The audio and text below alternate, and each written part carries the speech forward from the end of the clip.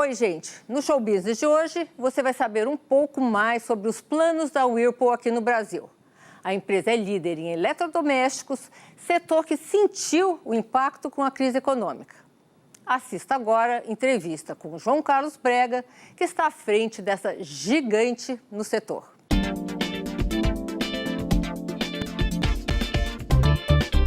Com 3 fábricas do Brasil e 4 centros de tecnologia, a Whirlpool é reconhecida e premiada por desenvolver produtos inovadores.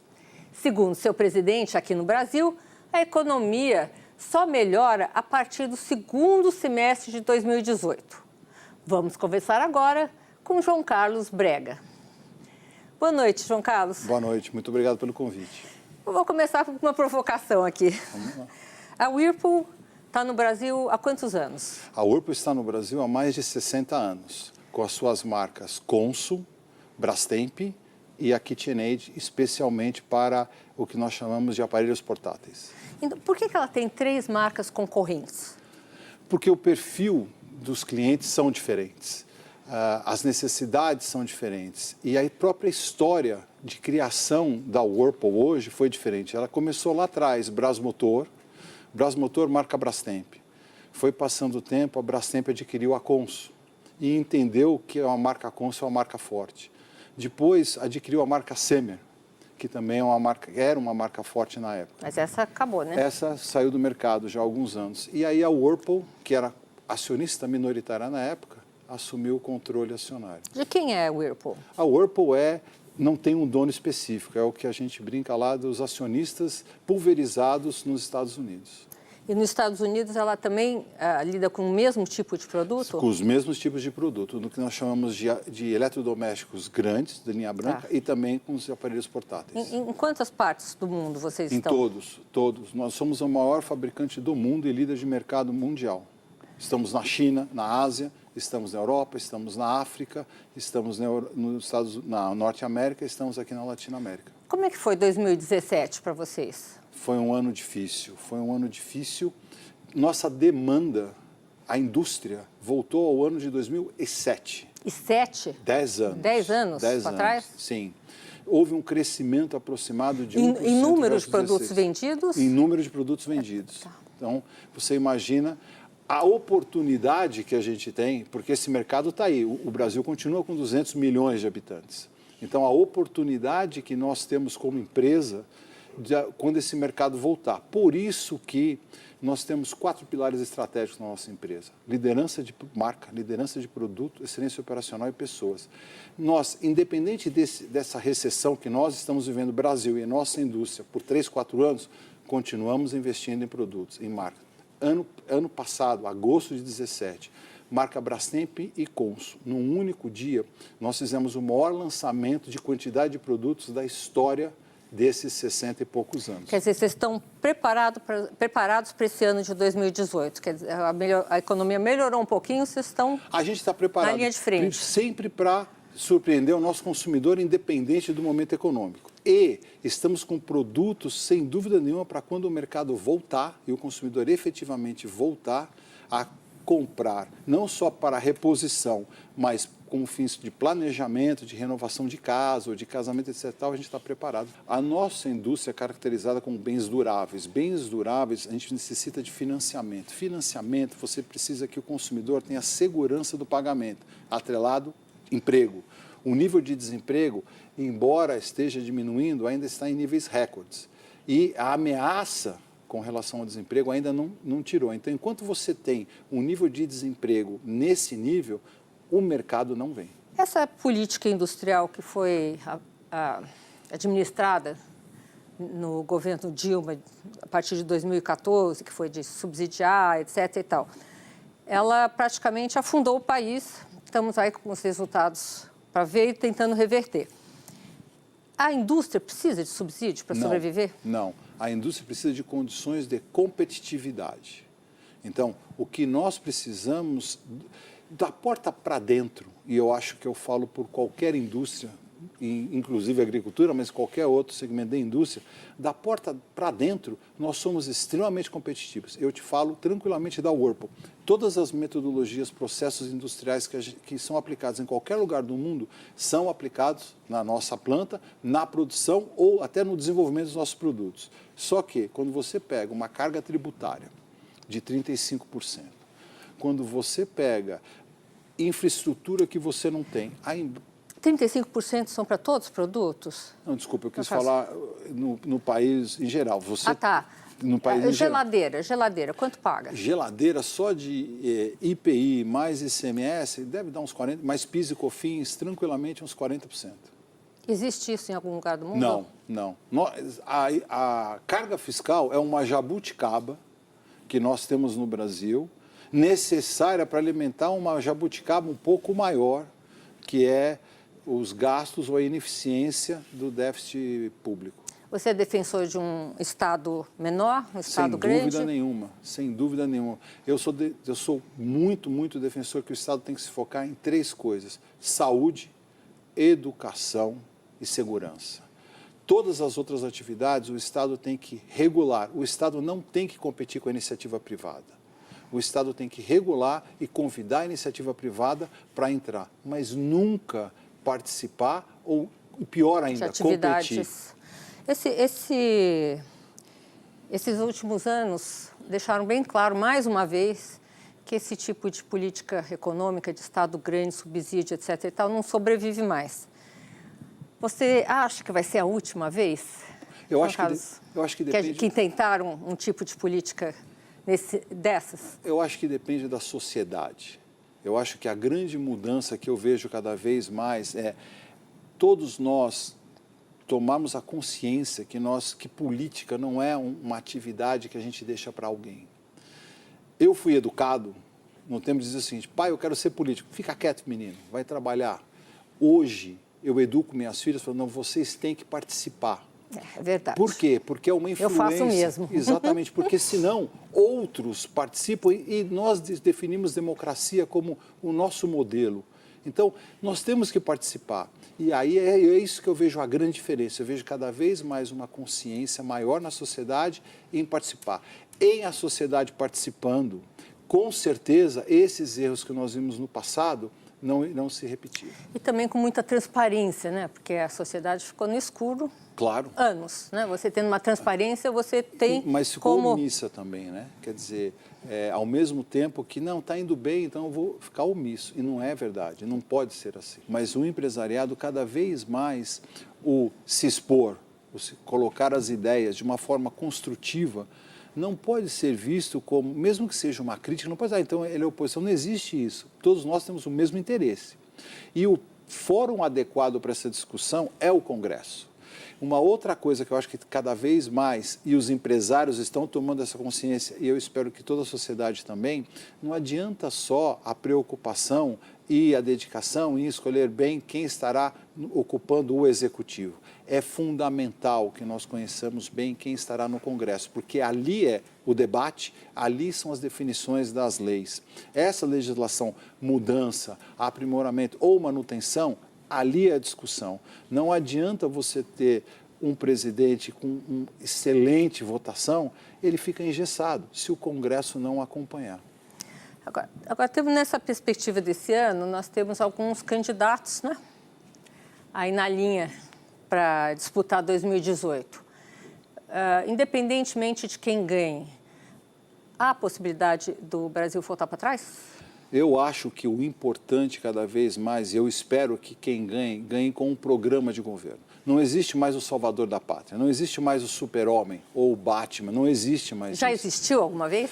Algumas pessoas se intitularam como isso e a gente, com certeza, a sociedade votou muito mais na pessoa sem saber o programa e depois se surpreendeu ou que a pessoa não tinha programa ou que ela não fez nada daquilo que ela prometeu. Então, é muito importante que a gente foque numa agenda que independe de pessoas. Aí é que a gente volta para um conceito muito claro que está todo mundo falando, mas pouco aplicando, com todo respeito, na parte de governo, governança. Então, governança. E aí é reforma. Não existe bala de prata. Precisa passar por reforma previdenciária, nós já fizemos...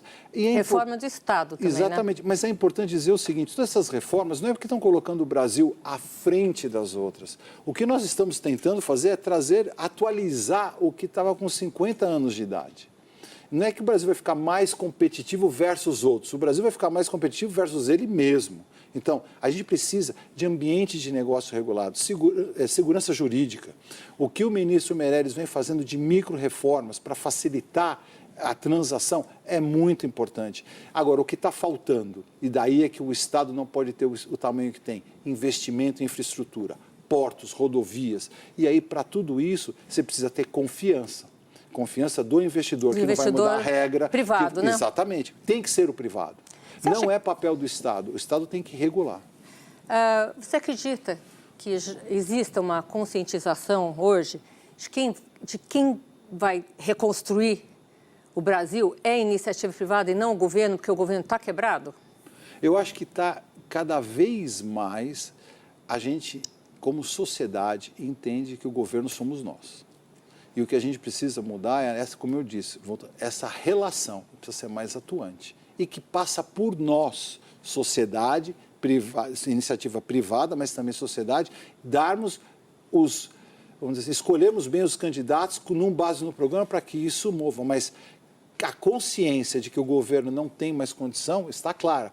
Olha o que passa com o Rio de Janeiro, olha o que passa com o Rio Grande do Sul. Quando se imaginou que o governo iria atrasar salário de servidor? Então, ou olhe para os funcionários dos Correios, que por conta de uma má administração no fundo de pensão deles, mesmo os aposentados estão tendo que fazer uma contribuição adicional. Então, acho que a conscientização de que não existe mais espaço para fisiologismo está cada vez maior. No próximo bloco eu vou te fazer uma pergunta sobre educação, que eu acho muito importante. Temos educação para ter essa consciência e avançar? Tá bom. Um minutinho só. No próximo bloco nós voltamos na entrevista com João Carlos Brega. Show Business volta já já. Estamos de volta na entrevista com o presidente da Whirlpool. Eu estava conversando com você no último bloco sobre educação e sobre a democratização e a conscientização da sociedade. O brasileiro tem hoje uma consciência de quanto vale seu voto? Ele foi educado nesse sentido? Não. Eu acho assim, a nossa geração ou a geração anterior está educando os filhos nesse sentido, mas eu falo por mim, eu não fui educado, eu fui educado a não me envolver com política. Político não, você tem que trabalhar, você tem que ser responsável, você não vai ser político. E isso está mudando. Então, isso vai ter gerações. Agora, os líderes têm que puxar isso. O líder é aquele que toma o novo, é aquele que assume o risco.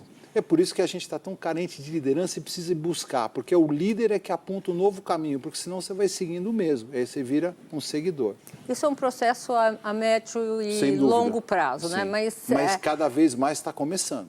Isso eu não tenho meu dúvida. único medo tem volta? Dessa vez nós vamos? Não acredito que tenha volta. Não acredito. A gente já teve vários exemplos recentes, ano de 17 ou 16, de alguns movimentos que tentaram fazer a regressão de algumas boas coisas que aconteceram e não conseguiram. Não conseguiram, né? E não vão conseguir. Nesse mundo de tecnologia. Bom, vamos falar sobre medidas mais urgentes no país hoje. O que você colocaria em primeiro lugar, fora a Previdência, porque essa aí todo mundo escuta todos os dias, né? Eu acho assim, não adianta você olhar só o curto prazo se você não tem uma visão de médio e longo prazo. Nós já estamos sofrendo muitas políticas que a intenção é boa, mas que por a gente não olhar o todo, não adianta. Eu vou te dar um exemplo muito claro. O programa Simples, o empresário que paga menos impostos, o microempresário. É correto, é um incentivo, eu não questiono isso. Só que eu tenho amigos que são microempresários e aí eles ficam, eu estou com o CPF da minha mulher aqui, Por quê? Porque eu não quero sair do Simples. Por que você não quer sair do Simples? Porque se eu saio do Simples, eu pago mais imposto. Mas a lógica é perversa, porque o que a gente quer é estimular e quer que o empresário cresça, porque ele é o que dá mais emprego. Ele faz várias empresinhas. Mas a falta de uma visão... Então, a intenção foi correta e boa para aquele pedaço. mas ninguém olhou como é que estimula para ele continuar crescendo. Então, o que a gente precisa, primeiro, olhar o todo, ter aonde eu quero... A melhor coisa, primeiro... Mas como é que o Estado controla esse tipo de movimento? Mas por políticas. Ele tem que fazer política que incentiva. Não existe esse negócio... Não, mas esse movimento, olha, até X você é micro. Eu cresci, não vou querer crescer, abro uma outra empresa, aonde eu fico aqui. Como ele controla... Não, esquece, é loucura. É loucura tentar controlar isso. Vai ser o Brasil tem mania, desculpa falar sobre isso, mas o Brasil tem mania de controlar tudo. Não é controlar tudo, não. Se as pessoas são incentivadas, as pessoas fazem. Eu dou exemplo dos Estados Unidos. Eu vou te dar um exemplo bobo. Nos Estados Unidos, estava andando uma vez e a minha filha olhou e me chamou a atenção que ela queria alugar um aparelho que os seguranças de shopping usam, que eles andam, um negócio em pé. Tá. Aí eu peguei, falei, não pode alugar, porque para andar isso você tem que ter alguma licença e tal. Aí perguntei, não, só aluga. Ué, Agora, se acontecer alguma coisa, o senhor é responsável. E se acontecer, eu sei que eu vou para a cadeia. Aí vamos transportar para o Brasil? Afiança você. Não pode, você tem que fazer um curso. Aí o curso, aí vão te vender algum jeito de você... E depois tem alguém que fiscaliza. Aí deu o acidente. Você vai contratar um advogado e vai postergar 30 anos para... Então, não existe esse controle. O que a gente precisa é induzir. A gente precisa ter um incentivo para falar, legal, você cresceu, então você vai ter incentivo para crescer mais, para ter mais emprego. Tá. Essa é a política do por todo. meio de... E esse é o papel do governo. Ele tem que regular. Ele não tem que controlar. Você acha que no Brasil existe algum preconceito contra o empresariado? Muito. A Apple é admirada nos Estados Unidos, por quê? Porque ela faz um aparelho que custa $50 e ela cobra 350. E a Apple é admirada por isso. Eu estou chutando o número, mas ela é admirada porque ela vende um produto que custa 1 por 5 vezes. E o empresário que faz isso é admirado, todo mundo quer fazer, é uma marca cada vez mais respeitada e tal. E vários estudam para tentar replicar. Vamos passar no Brasil. Se o empresário fala isso, ganancioso, olha a iniciativa, não é assim. Não podemos ser assim. Lucro, riqueza, fruto de trabalho tem que ser referenciado. É diferente de lucro ou riqueza de roubo. Se você trabalhou e se você tem, pode usufruir, parabéns para você. Muito bem e sirva de exemplo para os outros. Isso é o que a gente precisa buscar. Eu vou colocar uma coisa aqui, que você me corrija se eu estiver errada. Às vezes eu tenho a sensação de uma confusão de papéis, né? O que pertence ao Estado, o que pertence ao empresário, o que pertence à assistência social, o que pertence ao professor. Às vezes eu acho que a população quer que o empresário seja assistente social ao mesmo tempo, que o assistente social crie uma empresa, que o pessoal do meio ambiente... Eu acho que é uma confusão de papéis, tá? Como é que a gente poderia dar mais clareza a isso? O que é a função de cada um? Acho que, voltando para a Constituição, salvo engano, eu não sou advogado, mas o Estado tem que cuidar, basicamente, segurança, educação e saúde. Ponto. Todas as vezes que o Estado avança para fazer ou para tentar regular ou para participar, não participa. E se o Estado regular, com certeza a iniciativa privada vai ocupar esse espaço. Então, o que o governo do Estado de São Paulo fez já há muitos anos, a privatização ou concessão das rodovias. Há uma discussão, não, porque o pedágio é caro, tá bom, mas não existem rodovias no Brasil melhores que as de São Paulo. E eu acredito que comparáveis com as de primeiro mundo. Agora, tem que entender que tudo tem um preço. E eu entendo que agora com o país tendo um déficit correto, chegando numa taxa de juro correta, isso vai mudar. Isso é importante, Sônia. Você não me perguntou, mas eu vou te falar. O que vai ser diferente daqui para frente? De novo, acho que eu estou cada vez falando que eu fui criado, eu estou velho, né? Mas eu fui criado, a sociedade era assim, pega o dinheiro e aplica na poupança, vive de rendimento. Por quê? Não, porque com a taxa de juro que se paga, mas eu não gero riqueza, eu não gero emprego. Não, mas você vai financiando o déficit. Com a queda de juros que a gente está experimentando, que chegou a 7% e tem uma tendência, até a taxa nominal, com uma taxa real ao ano de 3%, cada vez mais quem tem o dinheiro vai ter que aplicar em atividade produtiva. Principalmente os bancos. Vai ter que isso, mas não só, os poupadores também vão ter que correr mais riscos. E aí vai ter a geração de emprego, aí vai ter o bom negócio, mas também vai ter a quebra. Agora, quebrou. Não tem que eu governar, então eu vou socorrer. Não, porque a dinâmica é essa. Vou transportar para a Whirlpool. Inovação. Nós somos considerados uma empresa que produz de inovação, tecnologia. A nossa taxa de mortalidade até chegar num produto é superior a 90%. E está tudo 90%? certo. Quando nasce uma ideia, você tem 100 ideias. Até chegar à fase de protótipo, você perdeu 90 delas. E depois, se você conseguir 2 com sucesso, maravilha. É assim. Agora, esse é um processo, a gente tem que entender isso, que numa economia existem empresas que têm sucesso e empresas que quebram. E o governo não tem nada com isso? Não. O que o governo tem que fazer é criar condições para que outras nasçam. Nasçam, exatamente. Vou falar um pouquinho sobre o consulado da mulher. Muito orgulho em falar isso. O que é o consulado da mulher? Vocês fazem um consulado dentro da Whirlpool? Primeiro começa assim, a atividade, a responsabilidade social da Whirlpool no Brasil e é a principal. Começando pelo nome. O consulado da mulher significa cônsul, marca cônsul, ao lado da mulher, daí que vira consulado da mulher. Qual que é o nosso conceito e o que está por detrás? O empoderamento e ensinar as mulheres a serem empreendedoras. Nós já conseguimos, nesses anos, mais de 30 mil empreendedoras que nós treinamos em algumas... Abrir uma empresa... Abrir uma empresa e com uma iniciativa que a gente entende que ela tem aptidão. A gente dá o suporte, ensina como é uma gestão, ensina a fazer...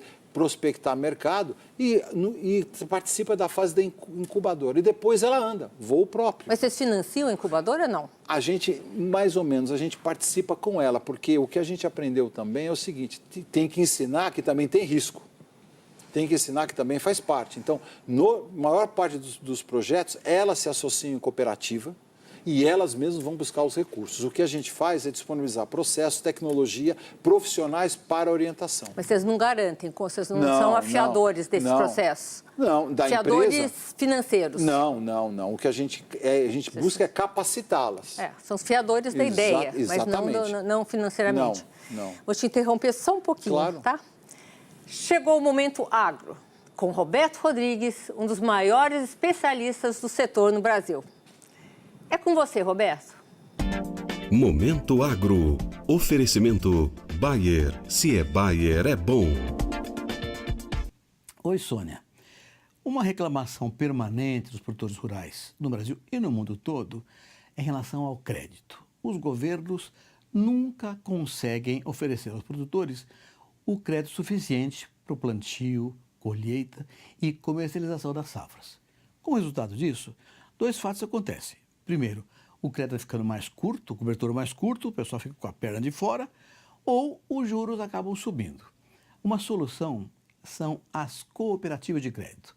O Brasil é muito jovem nesse quesito. Os nossos bancos cooperativos são 2, Bancob e Bansicredi, já são responsáveis por 17% do crédito rural no Brasil. Isso mostra um horizonte espetacular no futuro e os produtores, donos das cooperativas, poderão caminhar com as próprias pernas, cada vez dependendo menos do governo e de bancos privados. No próximo bloco tem mais conversa com João Carlos Brega. Voltamos com o João Carlos Brega, que está à frente da dona das marcas Brastemp, Consul e KitchenAid, a Whirlpool Latin America. Vamos falar um pouquinho sobre produto, né? No começo do programa, a gente conversou um pouco sobre a concorrência entre esses produtos e como é que funciona isso. Vocês adequaram os seus produtos assim? Por exemplo, vocês compraram a Brastemp, tá? Quando vocês compraram a Consul, a Brastemp deixou de fabricar alguma coisa que a Consul fabricava melhor? Não. Deixa eu te voltar, é uma coisa que... Nós, funcionários da Whirlpool, temos orgulho de pertencer. Eu estou na Whirlpool há 22 anos. E uma das coisas que a gente valoriza... Era Brastemp ainda? Era Brasmotor. Brasmotor. Isso. E uma das coisas que a gente valoriza bastante é o respeito ao consumidor. Então, e é isso, eu vou te falar, não é crítica, eu vou te narrar fatos. Existiu um período que todas as empresas globais adquiriram os fabricantes nacionais. Então, a General Electric adquiriu a empresa chamada Daqo. Lembro da Daqo. A Bosch adquiriu a marca Continental. Tá. No dia seguinte que a Bosch adquiriu a empresa Continental, ela falou, tira a marca Continental do mercado, vou vender só a Bosch. A Electrolux adquiriu a marca Prosdóximo. No dia seguinte que a Electrolux adquiriu a marca Prosdóximo, assim, tira a marca Prosdóximo do mercado, a minha marca Electrolux, conceito, sou uma marca global. A Whirlpool adquiriu Brastemp, Consul. Nós até hoje não vendemos um produto no Brasil com chamado a marca Whirlpool. Por quê? Porque nós respeitamos, o consumidor é o que tem que ter respeitado. A lógica não é de dentro para fora, é de fora para dentro. Mas vocês devem ter feito um levantamento, um estudo e visto que essas marcas valem. Sem dúvida nenhuma. Aquele refrão, isso não é uma Brastemp, Isso. Perdurou até hoje. E continua, exatamente. A Whirlpool poderia lavar mais branco. E os produtos suportam isso. O mais importante é que, além da imagem... Mas você deve ter feito, talvez esses outros produtos não tivessem essa força que tem essas duas marcas. Eu acho que se você compra o que você... Não sou defensora de concorrente, não, tá? Não, tá certo, mas eu só estou dizendo o seguinte, porque então você constrói uma fábrica, você não compra uma... Ou quando você compra uma fábrica. chamado goodwill, porque você compra o quê? Você compra a atividade, então óbvio que você tem que comprar a marca, você tem que comprar, eu imagino, pelo menos, eu compro a participação de mercado, no sentido comprar assim, o que ele tem de market share também, e o reconhecimento da marca perante o consumidor. Se não, constrói uma fábrica e bota a tua marca e vai competir. Por que você vai comprar? Então, pelo menos é a minha visão. Eu respeito o que foi feito. Tá. Mas é a minha visão. E é a visão da Whirlpool. Respeito ao consumidor. Tudo começa com o consumidor. E cada vez mais, hoje, cada vez mais o empoderamento do consumidor é muito forte. Nós temos muito orgulho de uma das nossas unidades de negócio ser a Bblend. Nós entramos, o Whirlpool entrou no mercado de bebidas. Nós temos uma sociedade com a Ambev, onde nós comercializamos Elas vão cápsulas. abastecer as máquinas? Cápsulas, onde nós temos mais de 34 sabores, seja refrigerante, sucos, chás, energéticos, onde você assina... Vai no nosso site, se eu puder fazer um comercial, bblend.com.br, assine. Você compre a máquina e você vai receber por mês as quantidades de cápsulas que você definir e acabou a escravidão da caixinha. Na minha casa era assim, a minha filha mais velha falava, pai, eu quero tomar um suco de laranja. Você abria a caixinha, dava um suco de laranja. A mais nova, por definição... Não vai querer. Não vai querer laranja, vai querer morango. Pai, abre a caixinha de morango. Não, tem que acabar primeiro de laranja para... Agora não, com a cápsula você dá a laranja para sua filha, morango para outra. Reduz a estocagem. E eu falo, acabou a escravidão da caixinha. Para o consumidor é um benefício, para o comerciante o frete é mais barato, o descarte é mais sensível. E é uma inovação, só existe no Brasil. João Carlos, como você começou? Vendendo? Não, não, mas é que eu sou, como todos os colaboradores da Whirlpool, nós gostamos do que fazemos. Então, quando a gente gosta, quando a gente tem prazer, e a gente sente orgulho de falar, eu quero falar mesmo. Como você entrou na Brasmotor? Eu entrei, eu só tive duas empresas, trabalhei em duas empresas, que eu tenho muita honra. Como estagiário, eu entrei na Sharp. E eu tive a oportunidade, inclusive, de trabalhar direto com o seu Matias Macchilini, o que foi uma honra para mim. Depois saí da Sharp e fui, por currículo, a Whirlpool, que na época era a Brasmotor Multibras, me contratou. E aí eu já trabalhei fora do país pela Whirlpool, estive no México, no Canadá, nos Estados Unidos, Argentina, Chile e tal, e agora responsável pela Latinoamérica. Eu vou te fazer um teste. Eu vou pedir primeiro que você me venda uma Brastemp. Vou te vender uma Brastemp? Eu quero uma geladeira Brastemp. Não, então você não quer uma geladeira. Não, eu não quero uma geladeira, não Brastemp. Isso, mas eu quero uma geladeira. Então deixa eu te falar qual que é o conceito que a Whirlpool usa. Você quer, na realidade, algum produto que te facilite preservar a comida. Então tá bom. Então eu vou entender quais as suas necessidades de preservar a comida. Então quais são os seus hábitos, se você tem muitas caixinhas ou você vai para mais, você necessita de um segmento refrigerado para manter a carne. Então hoje, eu não sei se você gosta de churrasco. Quando você pega um pedaço de carne e corta para o churrasco, ou faz um bife, você logo depois você vê que a carne, se você quer guardar, ela fica um vermelho muito forte, você não gosta. A geladeira Brastemp que está no mercado, entendendo a necessidade deste consumidor, tem um compartimento que mantém a carne fresca depois de cortada por 10 dias. Então essa não é para vegetariano? Não, não é. Não, mas pode preservar um vegetal também, dependendo da graduação que você coloca na temperatura. Por isso que é importante eu conhecer. Ou você gosta de latinhas, então eu vou colocar um suporte de latinhas para você, mas eu vou te vender.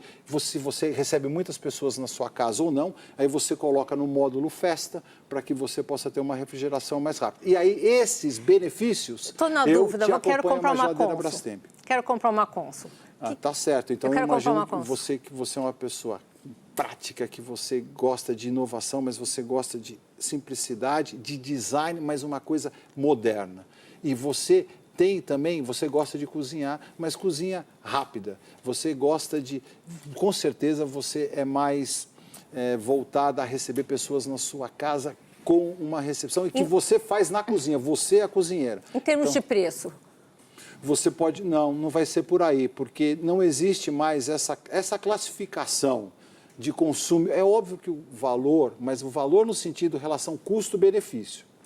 É óbvio que o valor importa, mas essa segmentação de classe econômica é igual na política direita ou esquerda. Isso já foi, isso é Carlos Prestes, Getúlio, isso já acabou. Não existe isso. Hoje é pelo hábito de consumo, hoje é pelo perfil do consumidor.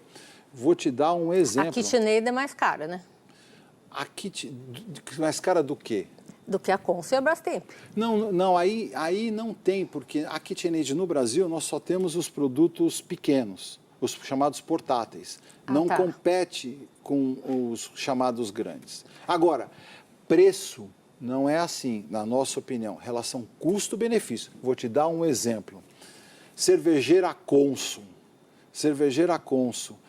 Este ano de 2018 é o ano de Copa do Mundo. Copa do Mundo, que infelizmente não é o ano de linha branca, é o ano de linha marrom, porque todo mundo vai querer comprar uma televisão. Volta lá em 2014, esquece o 7-1, só vamos falar de 2014. 2014, no final de 13 ou no meio de 13, a gente falou, puxa, 2014 é um ano, vamos projetar a indústria? Copa do Mundo, não vai ter jeito. O que nós vamos fazer? Vamos fazer o seguinte, Copa do Mundo você tem... Uma geladeira com televisão. Não, você tem o quê? O brasileiro vai sentar numa tela grande e vai querer tomar cerveja e vai querer fazer pipoca. Então vamos fazer o seguinte, vamos lançar uma cervejeira que a gente garante a temperatura correta, um design bonito e vamos lançar um micro-ondas que faça pipoca e a gente garante pipoca. Lançamos em 2014, inovação e tal. O micro-ondas não foi aquela... Com a marca Consul, o micro-ondas não performou como a gente esperava. A cervejeira Consul, até hoje, é sobrevendida. E nós vamos surpreender esse ano ainda com um lançamento nessa linha de cervejeira Consul. Cervejeira Consul. Eu, particularmente, tenho na varanda da minha casa. É linda e você pode escolher a cor. Tem jeito para vendedor. Tem jeito para vendedor. No seu dia a dia, assim, você tem uma Consul, uma Brastemp e um KitchenAid em casa? Eu tenho. Os três? Eu tenho. Dependendo, sim. É verdade, eu tenho. Agora, não foi pensado. Mas agora que você me fez pensar, tenho. Para os portáteis, é KitchenAid. Você disse no outro bloco que vocês venderam em 2017 a mesma quantidade de produtos que vocês venderam em 2007. Deixa eu te falar, a indústria foi. Nós ganhamos participação de mercado. Vocês ganharam. A indústria foi. Como vocês operaram isso? Enxugando? Otimizando custos em todas as dimensões. Vocês tiveram que mandar muita gente embora, não? Nós tivemos, sim, nós reduzimos bastante o quadro. De uma maneira responsável, o que nós tivemos... No final de 2014 foi o melhor ano da história da Whirlpool, Latinoamérica em especial do Brasil. Reconhecimento, etc. e tal. Janeiro de 2015, nós percebemos que, mudou. Rapidamente, nós começamos a tomar algumas ações. E eu fui em todos os sites da Whirlpool, conversar com todos os funcionários, explicar o que nós estamos fazendo. E eu falava, nós estamos tomando remédios preventivos. Na época... Fevereiro de 2015, nós fomos a única indústria de eletrodomésticos no Brasil que trouxe férias coletivas. muitos nos questionavam, mas por que vocês estão fazendo isso? O outro está produzindo. Porque o mercado vai parar. Imediatamente nós paramos a reposição de pessoas. Então, você tem um turnover, uma saída de pessoas natural e você faz a reposição. Nós paramos isso. Isso fez com que, em 3 anos, nós reduzíssemos o nosso quadro em mais de 3 mil funcionários. E qual é o total que vocês têm? Hoje, nós éramos 20 mil, hoje a gente está por volta de 16 mil. Você acredita, o tempo está acabando, vou fazer uma última pergunta. Você acredita que em 2018 há espaço para voltar a contratar? Eu acredito que vai se começar, sim, talvez não na nossa indústria especificamente, mas no Brasil, na economia como um todo, sim. A nossa indústria ainda tem uma capacidade ociosa, né, para absorver. Então, e o desemprego influencia bastante. Agora, não tenho dúvida que 2019 vai ser um ano de crescimento fantástico, independente de quem ganhe. Por quê? Porque o consumidor está buscando uma razão. A economia você move pela crença. Então, 2019, quem quer que ganhe vai ter a legitimidade dos votos, então vai ter uma crença de que vai crescer. O nosso mercado tem dois motores, alavancas de crescimento. Uma é a reposição. Você quebrou o teu fogão, você vai ter que comprar um fogão. O outro é o planejado. Eu vou casar daqui a 6 meses. Então, vai vindo a crise, passa o tempo, esse exemplo vira obrigação, porque senão a noiva vem embora. Mas você tem que... O que vai acontecer? O consumidor está esperando um momento para isso e 2019 vai vir. Depois, se ele vai ser sustentável ou não a partir de 20, vai depender das reformas de quem ganhar. Olha, vamos torcer, somos todos brasileiros. Isso, exatamente. E vamos em frente. Obrigada pela presença. Pelo convite. Espero tê-lo mais vezes aqui no programa. Será um prazer. O Show Business de hoje termina por aqui. Eu, Sônia Raci, tenho um encontro marcado com você na próxima semana, aqui nos estúdios da Band, em São Paulo. Até lá!